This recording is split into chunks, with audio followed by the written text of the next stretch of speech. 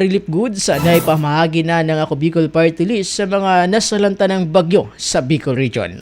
Para sa detalye ng balita, nasa linya Mega Patrol number 12, Estela Duran. Bicol Network News Report!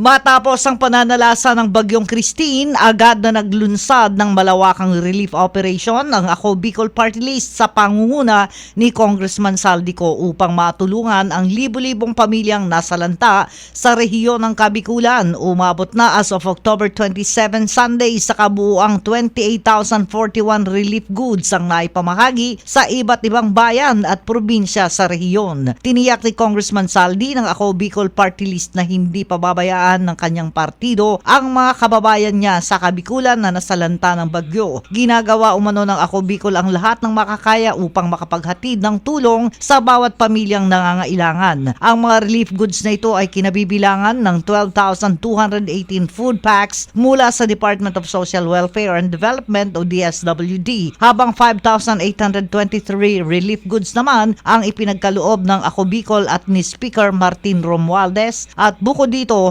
merong 10,000 simbolikong food packs na ipinamamahagi din bilang bahagi ng pagtulong. 16,415 food packs ang dinala sa iba't ibang bayan sa Albay, 11,000 food packs ang naipamahagi sa mga nangangailangan sa Camarines Sur, at 626 food packs ang naiparating sa mga residente ng Sorsogon. Sa ngayon, aabot na sa 2,207 barangays ang naaabot ng Ako Bicol Party List sa kanilang relief operations. Dagdag pa ni Congressman Saldi na sa panahon ng sakuna, higit na kailangang magkaisa at magtulungan. Hindi rin umano titigil ang Ako Bicol Party List hanggang masigurong walang Bicolano ang maiwan sa gitna ng krisis. Buong puso ang partido na nagpapasalamat sa DSWD, kay Speaker Romualdez at sa mga social media influencers sa kanilang suporta sa ating mga kababayan.